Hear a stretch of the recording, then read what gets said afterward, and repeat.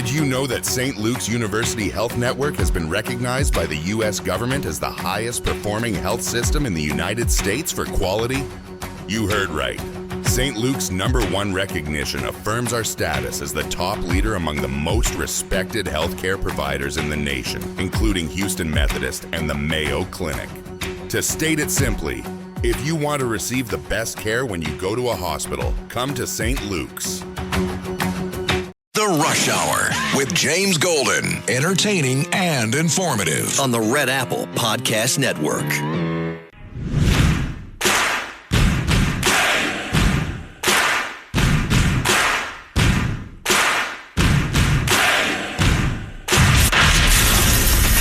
Attention Ditto Heads. Attention Bo Scouts. Goes by the pseudonym Bo Snerdley. It's time for the Soul of Excellence. He is a radio host here in New York. The Rush Hour is on the air. Rush. Now here's James Golden. Welcome, my friends, to the Tuesday edition of Bo Snerdley's Rush Hour. We usually start with the clip. We are dispensing with that today. This, the fastest hour in American media. As you may know, earlier today, we got the news that Jesse Jackson, the Reverend Jesse Jackson, passed away. Former presidential candidate, the leader of Rainbow Push Coalition, the Rainbow Push Coalition. And for those that have followed politics, you'll remember when Jesse Jackson first emerged following the death of the Reverend Dr. Martin Luther King Jr. in Memphis, Tennessee, and had become a force unlike many others in the civil rights industry, if I may use that phrase, because that's what it turned into. President of the United States, Donald Trump, had a long post that began with saying that he knew Jesse Jackson well long before he became president. He was a good man with lots of personality, grit, and street smarts. Very gregarious, somebody who loved people. And he went on to recount how he had provided office space for Jesse Jackson and the Rainbow Coalition for years in the Trump building in Wall Street, and had passed criminal justice reform, which was a issue dear to Jesse Jackson's heart. Also opportunity zones. You can find that statement, of course, on True Social and online. Today we have a variation. You know, we don't usually have many guests. We do have guests on the program. But today we're going to open the show with very, very special guests, two of them, because today is the 5th anniversary of the passing of Rush Limbaugh, the greatest force in American radio, and a man that changed the media landscape, not just in radio, far beyond radio, changed the very landscape of American media, and a force beyond that. I'd like to welcome to this program his friends, among his friends. Rush had many friends. His closest friends, many of them, still, of course, are sad and grieving like all the rest of us. But they knew Rush differently, because after the show was over, in many cases, he'd hang out with them. He spent time with them. They got to see Rush off the air and get to know him. David Rosow and his wife Jeannie are just incredible, incredible people. Going through their backgrounds would probably take a half an hour. Business, successful in business, in everything from resorts to boatings to in the financial industry and education. In fact, David Rosow was the chairman of the board of trustees at Oxbridge Academy, which is one of the finest schools in America. Full disclaimer, David asked me to become a member of the Board of Trustees, and I have. This school is just one of the most incredible schools in this country.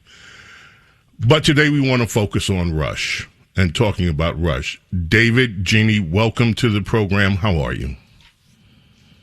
We're great. Thank you, Bo. It's great to hear your voice, and Jeannie and I are honored to be on your radio show. However, I've got to get my box of Kleenex so I don't cry for the whole time you're talking about Rush. He was wonderful. I know. 5 years today. And, of course, wow. 5 years. And it doesn't seem like 5 years, but tell us about your relationship with Rush.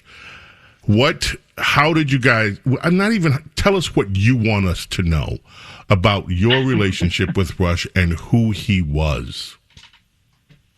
Well, I played a lot of golf with Rush, and Jeannie played with him at least every Sunday. When Jeannie and I would go to church, meet at the club, have lunch together, sometimes just the three of us. Sometimes Jeannie would have another gal there, and we'd have lunch, hit a couple of golf balls, and go out and play 18 holes. And we always had a great time. And, one of the endearing things about Rush is people would come up to him, talk to him, want a picture taken with him, want an autograph. He never refused a soul. I found it at times, if it were me, it would be aggravating. Rush didn't find that aggravating. He found it to be, important. It was, he knew who he was, and he recognized people wanted to meet him. So, Jeannie? I guess I'll finish up by saying one thing, and Jeannie may echo this. He was a big teddy bear. Very big teddy. I might have to go get my Kleenex box, but he was very special. People would say, "Who did you have dinner with on Saturday night?" And I would say, "Oh, Rush and David," and I can't remember who else was at the table, and then that person would say, "Well, did you sit next to Rush?" I said, "Yes, of course I did. I wouldn't let anybody else sit next to him." It went on. It was a great relationship. And he shared a lot of his joys and a lot of his sadness. And I felt like, I really thought I was his sister. Well, he referred to Jeannie as sis all the time. And I'll give you a great example. I spent the formative years of my life in Minneapolis. And my brother and my parents remained there. My brother stayed there. And when my parents were elderly, I would go out there periodically, but it was my brother who was the caregiver. And Rush knew that. So we had a dinner party one night.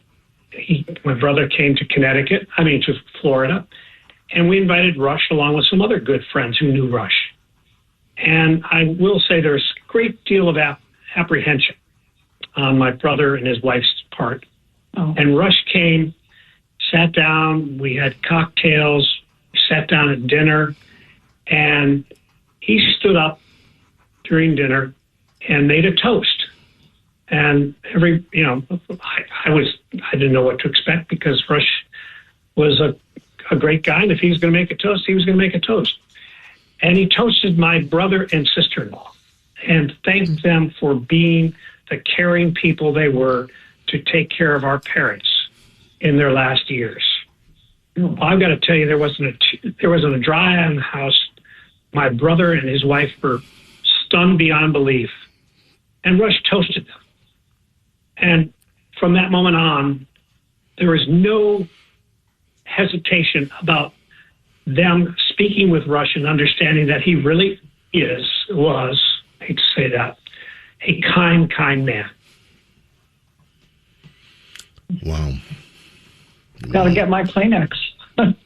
Yeah. Talk about for a minute, David. One of the things that I posted an article today. I had a few minutes this morning to just remember some things, and I think that one of the things that Rush was most proud about was the fact that his audience, this 30 up to, it was close to 30 million people at the time that he passed away, but they were also among the most giving people in the world. Rush raised millions and millions of dollars to fight diseases like leukemia, childhood leukemia, to help the families of American military and law enforcement officers who were struck down while serving the country. He loved the American military and did all he could to extend generosity.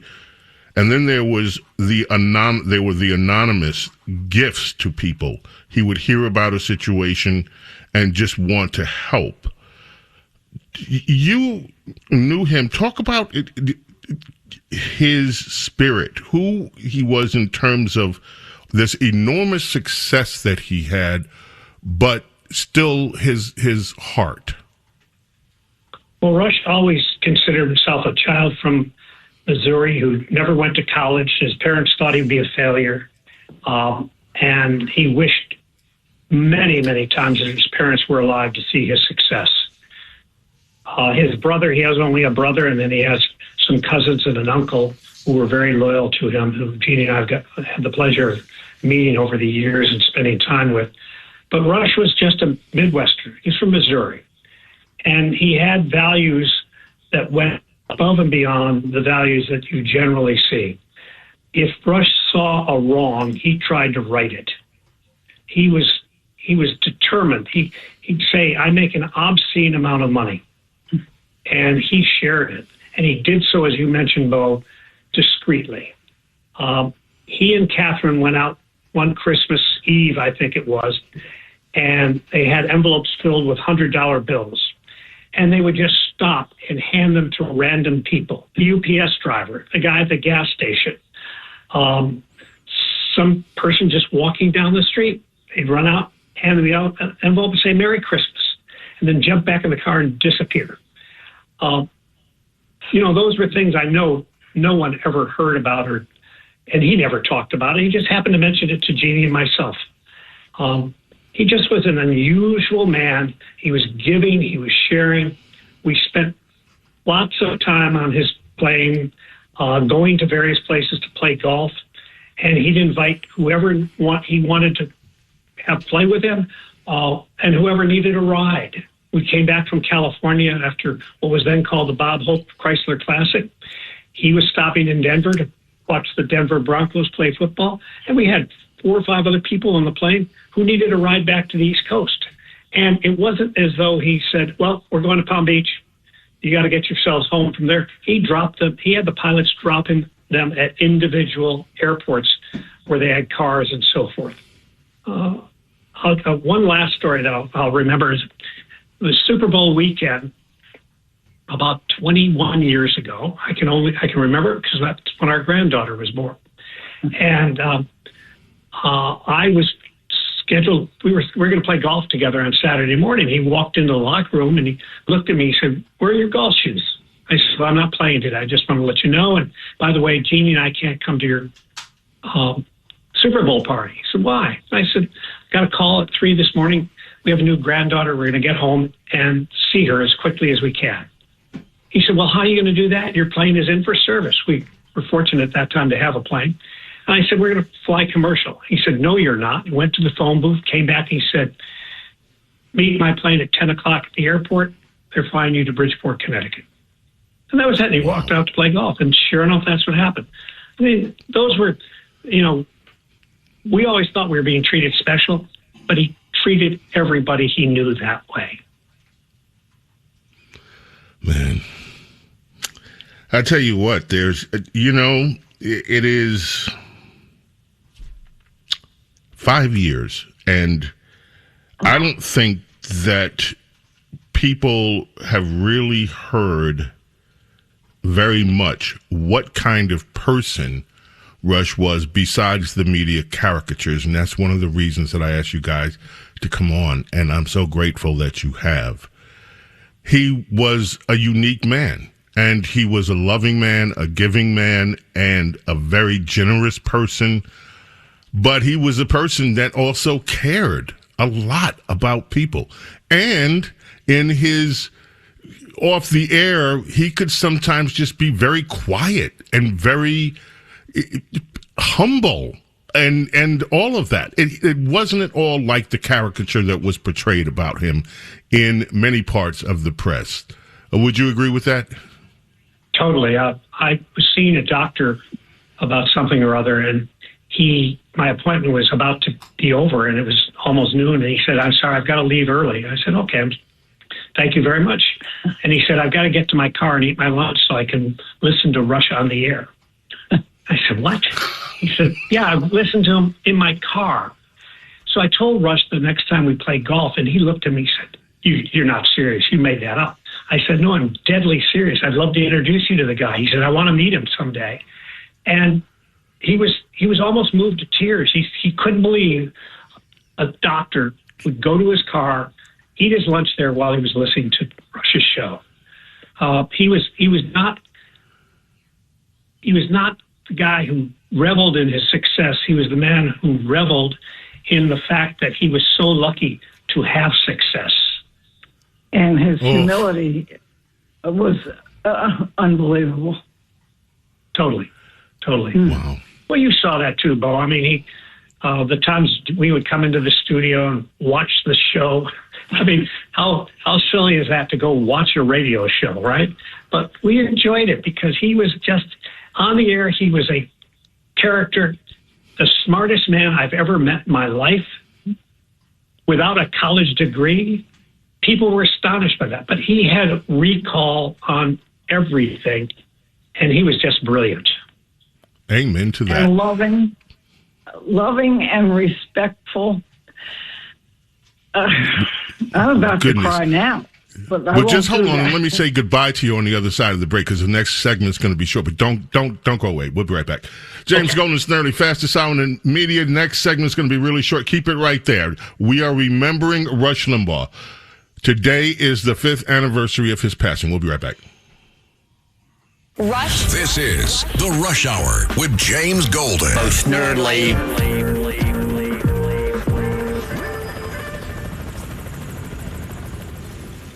The Rush Hour with James Golden. Entertaining and informative. On the Red Apple Podcast Network. Rural Americans deserve access to the best of what our country has to offer, especially health care. Across every state, every community, America's rural hospitals are the first line of defense, protecting our families, neighbors, and loved ones. No matter where you live, hospital care doesn't clock out. They're there 24 hours a day, 7 days a week, 365 days a year. Each year, America's over 5,000 hospitals care for millions of patients, providing 24/7 emergency care, delivering babies, cancer treatments, and other life-saving care that patients rely on. Behind every one of those patients are doctors, nurses, and caregivers working tirelessly to keep people healthy and safe. Hospitals are our community's lifelines. They employ our neighbors and keep our families healthy. But now, some in Congress are threatening access to care. Tell Congress, protect patient care to keep America strong. Don't cut rural health care. It's tax season, and at LifeLock, we know you're tired of numbers. But here's a big one you need to hear. Billions. That's the amount of money in refunds the IRS has flagged for possible identity fraud. Now here's another big number. 100 million. That's how many data points LifeLock monitors every second. If your identity is stolen, we'll fix it guaranteed. One last big number. Save up to 40% your first year. Visit lifelock.com/podcast for the threats you can't control. Terms apply.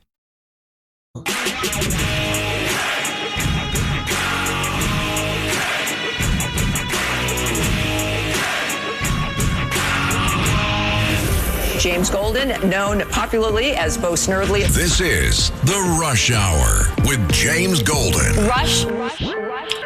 I just wanted to have a moment to thank both Jeanne and David Rosow, who were two of Rush's dearest friends on this earth, for spending some time with us this afternoon. Thank you both so much. Well, thank you so much for asking us, and thank you for what you do, and also for being such a loyal man to Rush he thought so highly of you and the work you did over almost 30 years, wasn't it? Yeah, 30 years. Wow. But thank you very much for having us, and we miss him. We miss him terribly. Brings back many memories.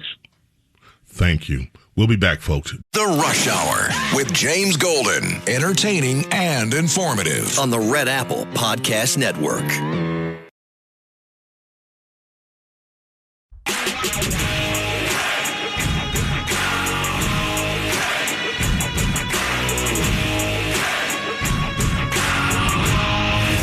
James Golden, known popularly as Bo Snerdley. This is The Rush Hour with James Golden. Rush. By the way, I watched AOC answering questions in Munich.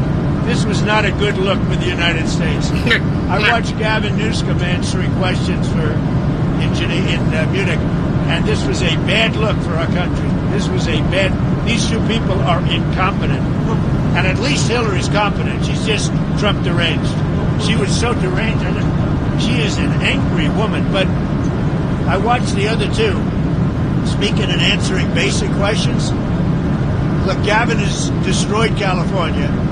And AOC, I never heard her speak very much. And they started answering questions. She had no idea what was happening. She had no idea how to answer, very important questions concerning the world. But she can't answer questions concerning New York City either, because New York City has got some problems.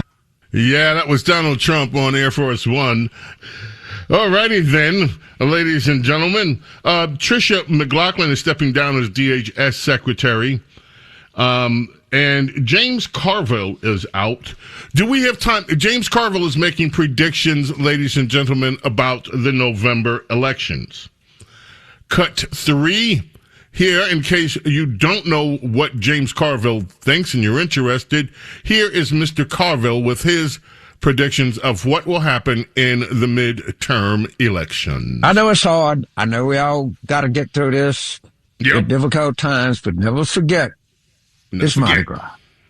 And never forget that if we don't develop a sense of, you call it gallows humor, then the bastards have won. But they're not going to beat us, because we're going to laugh at these motherfuckers, and we're going to do it a lot, and we're going to laugh heartily, and we're going to laugh out loud, and then we're going to beat their asses come November and the November after that. God bless the United States of America. God bless the decent citizens that live in this country, and all these in the White House.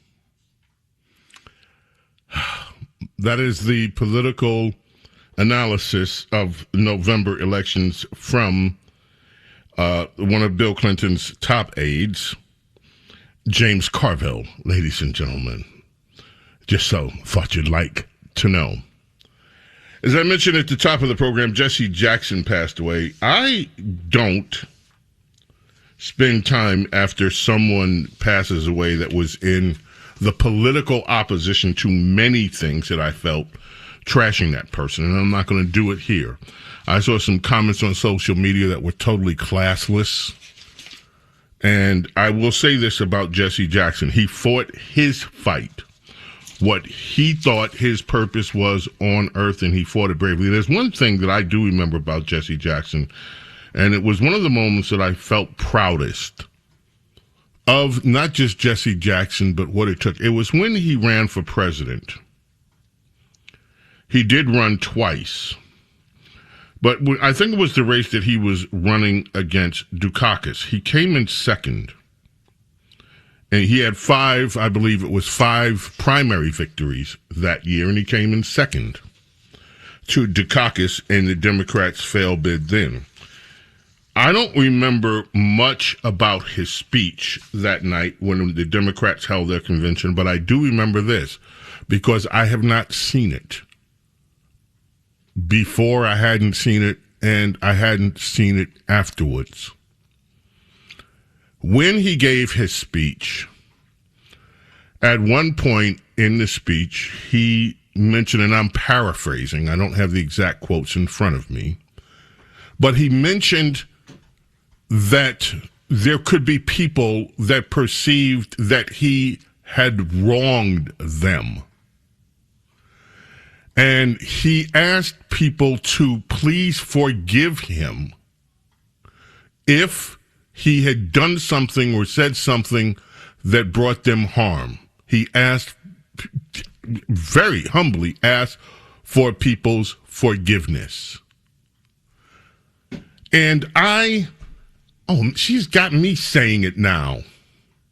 And I've been saying it so much after Alexandria Ocasio-Cortez's and that now I'm starting to say it. And but he asked people for forgiveness, and he did it, and you could tell, at least I could tell, I believed that it wasn't a political line, that it was a heartfelt line.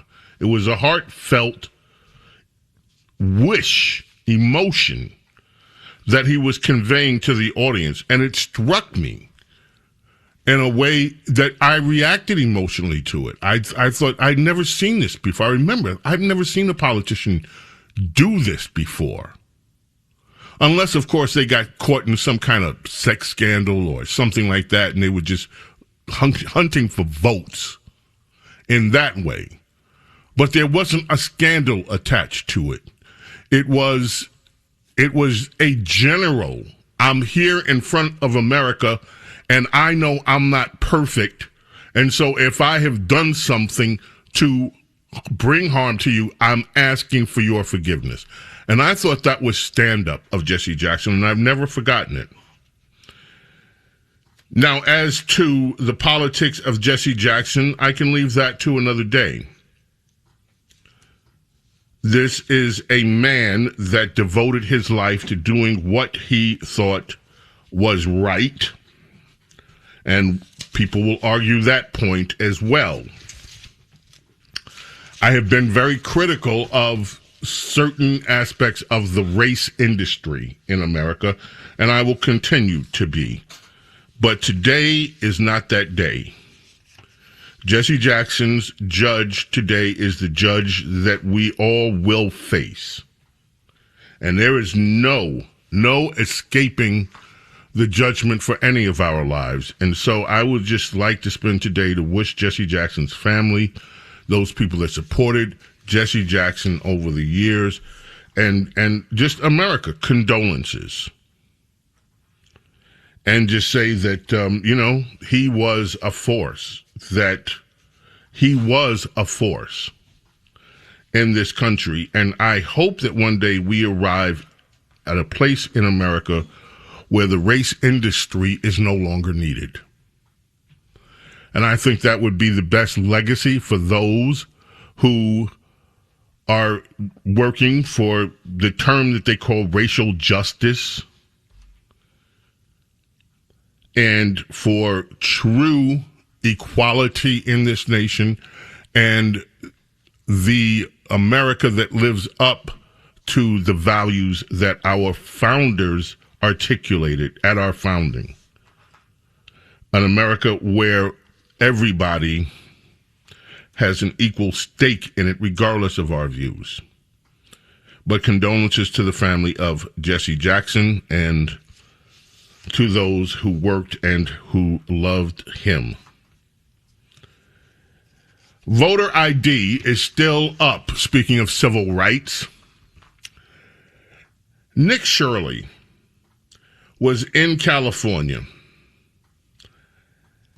and Nick Shirley had a brief interview, man on the street, with a woman. She was very turned off by it.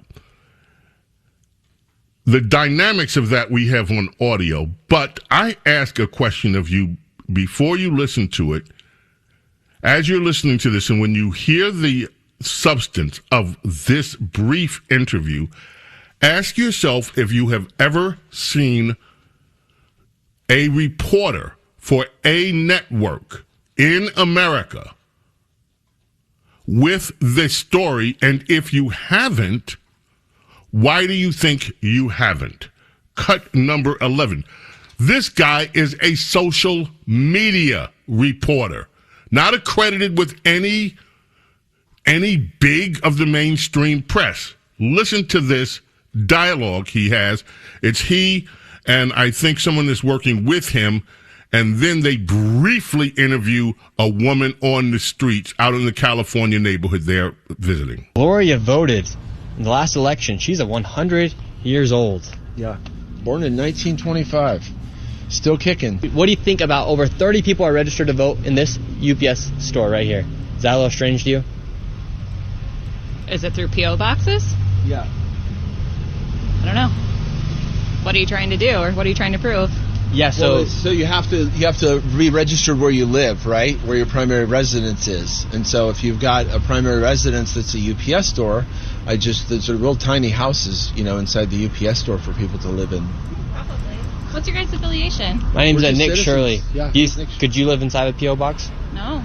So do you think it's a little strange that here in California you have lots of people who are registered to vote from these P.O. boxes, meanwhile you don't even have to show your ID when you go and vote? I don't want to be part of the whole MAGA storyline. Thank you. This isn't a MAGA storyline, man. This is just a straight-up fact. What? Oh, I get it. I don't want to be part of a MAGA storyline. Folks, they're standing outside of a UPS store. That store, they have gone through the vote oath. That one location, 30 people are registered to vote and gave the UPS store as their primary residence. Have any of you seen these sorts of, if it's happening at one UPS store, how many others is it happening to? How many addresses have been used by multiple people for votes?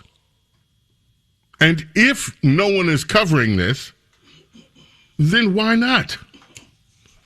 Have you ever seen that kind of issue been reported before? Now, time is running out on today's show. I want to briefly give you a contrast between two news reports. You can draw your own conclusions as to the difference in the two news reports. Yesterday afternoon, after the show, scrolling through the internet, all of a sudden you start seeing scenes from an ice hockey rink in Rhode Island. Horrific story. Listen to the way that CNN handled it as opposed to Fox, and tell me what's different about them. Cut 12. Let's join Wolf Blitzer reporting on the incident, horrible incident, that took place in Pawtucket, Rhode Island. And, Also happening now, we're learning more about a deadly shooting at a youth hockey game in Rhode Island. 2 people were killed, 3 others critically injured Monday after a gunman opened fire inside an hockey rink, an ice rink.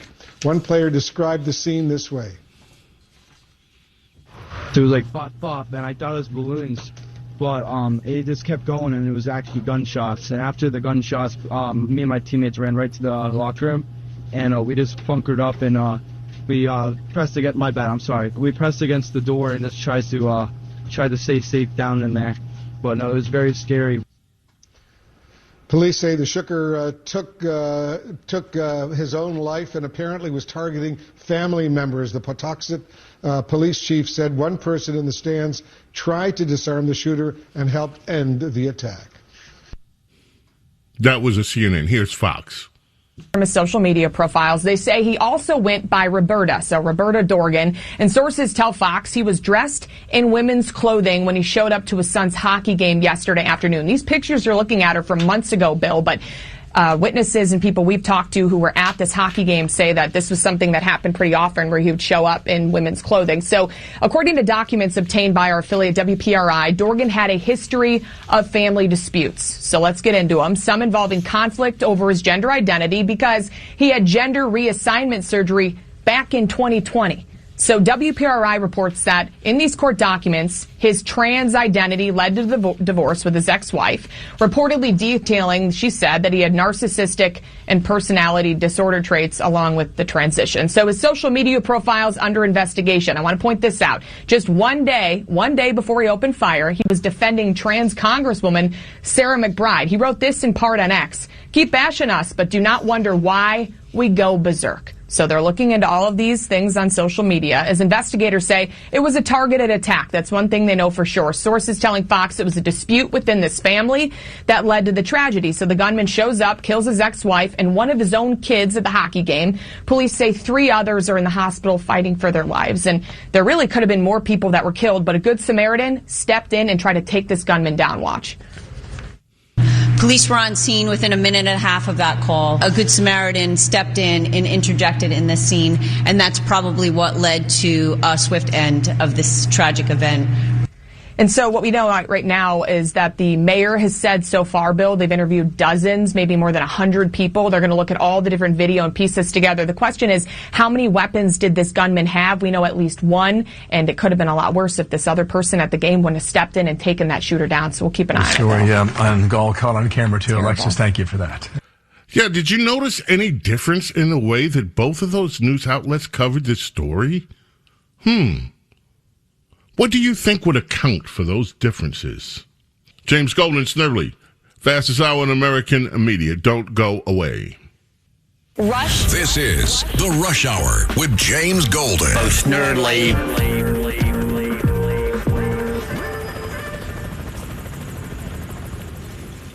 The Rush Hour with James Golden. Entertaining and informative. On the Red Apple Podcast Network.